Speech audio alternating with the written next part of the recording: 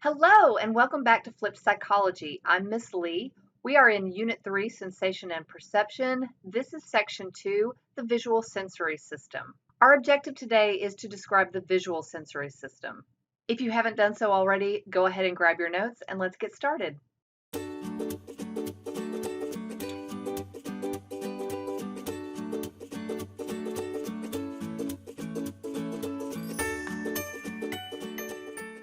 Okay, so let's talk about the eye and vision.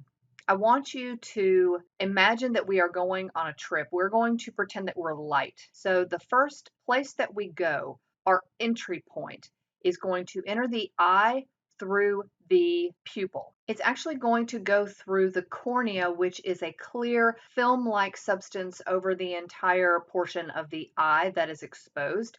It is designed to protect your eye from debris and dust and all that kind of gook. So it's going to travel through the cornea and through the pupil. The pupil is an opening into the inner part of your eye. The amount of light that enters the eye is determined by the size of the pupil, and the pupil is going to adjust automatically. It's like magic to the amount of light entering the eye.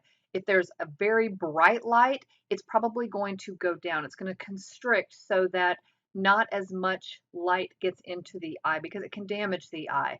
If there's not very much light, or if you're in a very dim room, your pupil is going to dilate. It's going to get bigger so that it allows more light to come in so you can see better.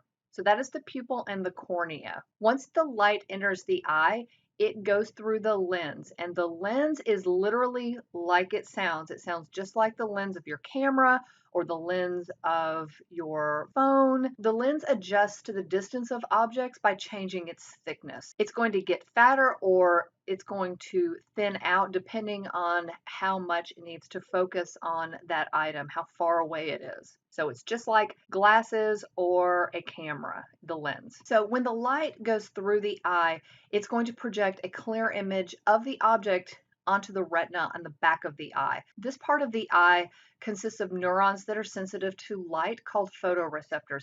These are the sensory receptors in your visual system. Okay, so photoreceptors are kind of like, if we're still going with the metaphor of a camera, it's like the film of the camera. Once the light hits the photoreceptors, the optic nerve carries the visual input into the brain. So it's going to travel through the optic nerve to the brain, and that's when the information is relayed to the visual area of the occipital lobe. The occipital lobe should be a review item for you. It is the portion of the brain that is directly back behind the eyes. So it's almost a straight shot. It does go through the thalamus to be processed, but it goes to the occipital lobe through the optic nerve. Okay, a few more parts of the eye that I want you to be aware of. First, let's head back towards the front of the eye. Let's talk about the iris. The iris is the colored part of the eye that surrounds the pupil. It is usually either brown or blue, although sometimes it shows up as hazel or green. These are just different varietals of the brown and the blue eye color. And the way that I remember the name iris is that irises are also flowers, and flowers are colorful.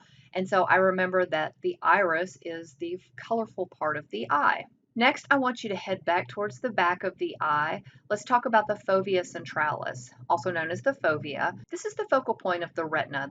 If an image falls on the fovea centralis, it is best focused on. This is where we see an item most clearly, and we may slightly adjust our head or our eyes in order to have that image fall on the fovea. And last but not least is the optic disc or the blind spot. This is the part of the retina where the optic nerve comes into the retina, and so there is no room for photoreceptors. There is no sensory receptor for the information to get into the eye because it's too busy being an optic nerve.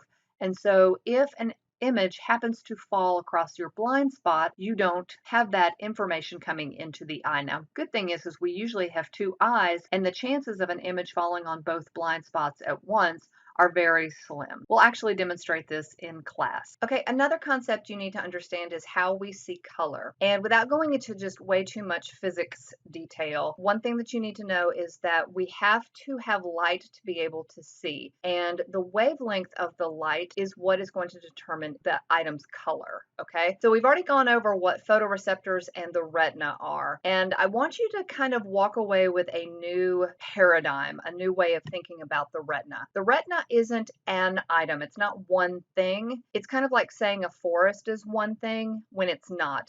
A forest is made up of trees, which are a lot of things. The retina is made up of photoreceptors, which are either cones or rods. So the retina isn't just one thing, it's a collection of things. So first you have cones, and cones are what allows us to perceive color. Some cones are sensitive to red, some blue, and some green. When more than one type of cone is stimulated at the same time, we see other colors. So it's kind of like when you mix pigments of colors in art class, you mix different light waves, and stimulation from those light waves are going to tell your eyes to perceive either pure blue, pure green, or pure red, or a mixture of those different types of light. And the mixtures turn out to be different shades and different colors on the spectrum. Rods allow us to see clear images and are better able to detect images in lower light. So that's why you don't see color in a dark room. If you're in a dark room and you can make out shapes, they're usually outlines, they're not usually in color, and if they are, they're very muted colors. So a couple little interesting facts. Other animals either only have two cones, like cats and dogs, so they see fewer colors than we do, and some animals have 4 or more types of cones. Birds can actually experience colors that are on the ultraviolet range, which I think is really cool. So they see things that we don't see. And this last concept of what color blindness is. So some people have either malfunctioning or absent cones, and it makes distinguishing some colors difficult or impossible. If you look over at the image to your left, there is a number embedded in the different dots. So if you can see a color kind of emerge, you may have to step back just a little bit.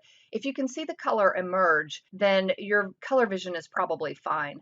If you can't make out a color, you may want to talk to your eye doctor because there's a potential that you have color blindness. The most common type is red-green. About 99% of people who have color blindness have a red-green color blindness, and color blindness is almost always inherited. There are more males that inherit the trait than females. It's about 8% of the population in males versus about 1% in females. And color blindness, while it can't be cured, it rarely causes serious problems. Usually people learn different ways to adapt to that situation. So like you consider how people who are driving would be able to see the different traffic lights. Well, they usually figure out by the location, like where it is on the traffic light. Here recently, some manufacturers have come out with some color blindness correcting glasses. So maybe you'll check those out. Kind of cool, kind of an interesting concept. And that is the visual sensory system. Pretty easy breezy. So in our next video, we'll be talking about hearing. I can't wait to see you then. Bye for now.